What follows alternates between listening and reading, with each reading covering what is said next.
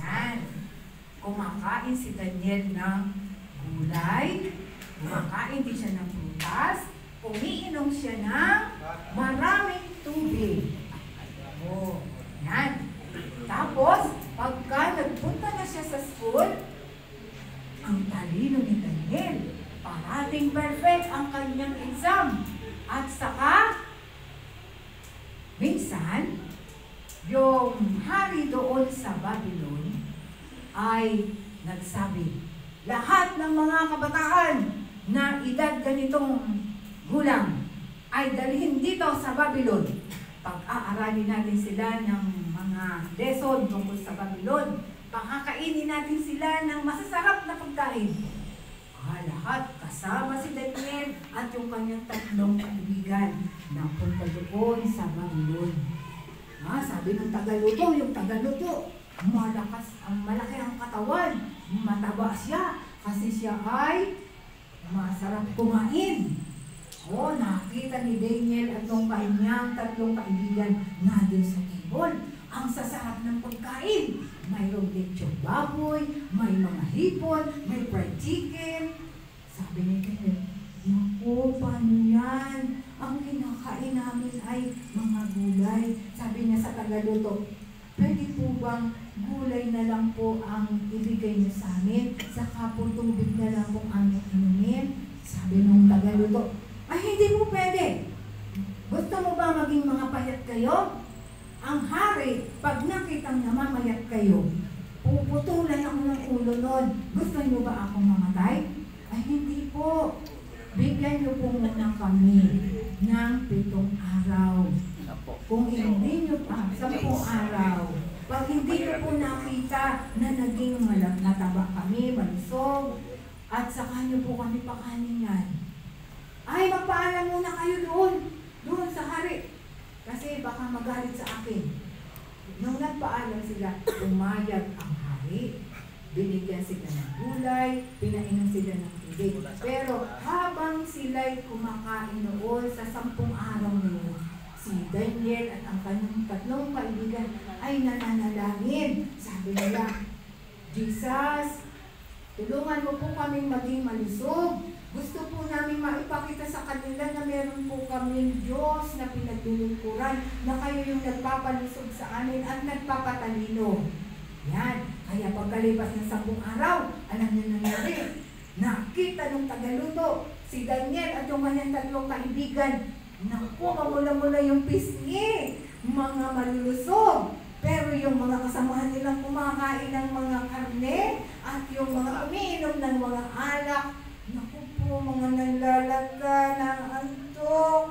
Naku, sabi ng tagaluto, sige, itutuloy ko na lang.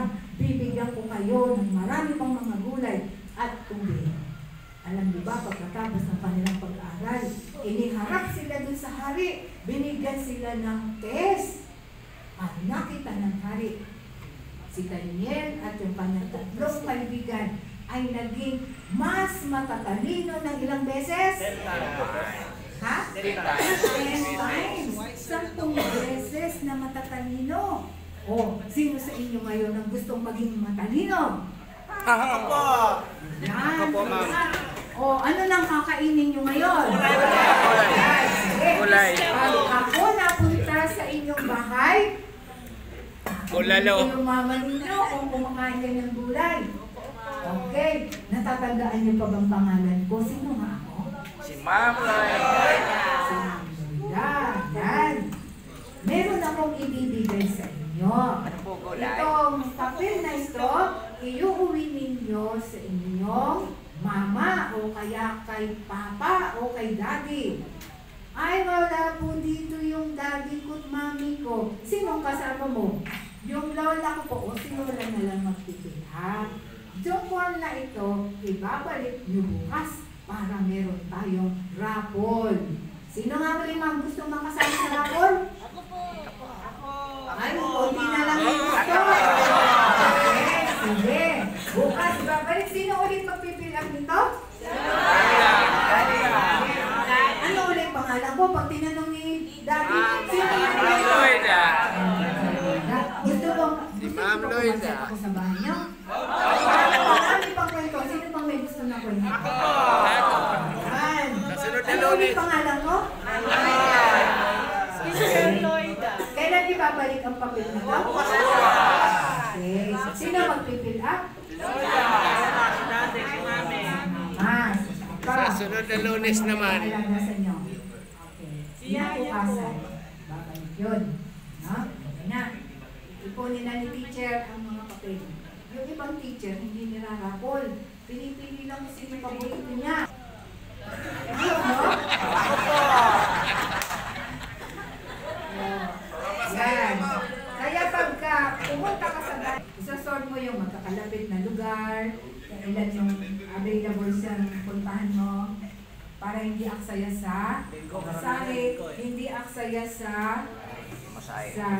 panahon. Yan. Bawa ka na. Malayo yung bahay mo sa gate. May doorbell. Wing! Labas siya. Ano yun? Nakikita yung kahit malayo. Ay, malayo. Tinawag yung anak. Tinawag mo siya. Hi, si teacher! Teacher Lloyda! Teacher! O, di, yun namang nanay. Ay, pinalo ng anak ko. O, sige, pasok tayo, pasok. Kasi, ikaw naman ngayon. Oh, kumusta ka na? Kumusta ka na, Tony? Ano? Makain ka ba ng gulay? Kayo pala yung nagkwento. Kaya pala minsan umuwi siya, sabi niya kakain na siya ng gulay. O, anong gulay ang kinain mo? Sitaw po, saka po, sitaw po at saka po, mansanas. Oo, gano'n. May nagsasabing gano'n. Sitaw kasi wala nga siyang gulay, hindi siyang makain. Kaya, putas na lang. No?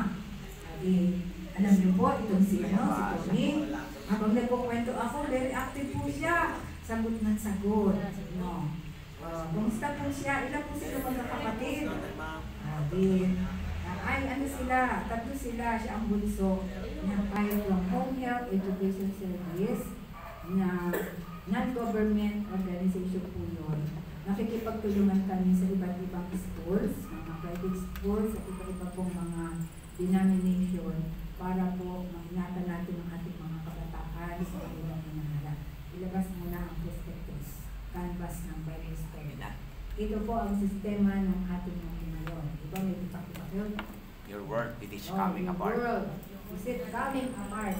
Ito pong sitwasyon ng ating mundo. Ito po kaya mananatiling buo, pagdating panahon ito po ay mawawasak. Ang ating pong sanlibutan ay inihahalin tulad sa isang bomba na maaaring anumang oras ito po ay sumabog. No? Narito po iba't ibang uri ng mga suliranin. No? Memorize ko na kahit wala yung prospectus. No? Hindi nawawala sa buto. Narito po ang iba't ibang uri ng mga problema. Sa US po, every 64 seconds yung mga nagaganap ng mga nakawan. No? Nandiyan din po ang mga problema, iba't ibang uri ng sakit. No? Sang-ayon po sa mga authorities, mayroon pong 3 bagay na nakaka-influensya sa mga bata.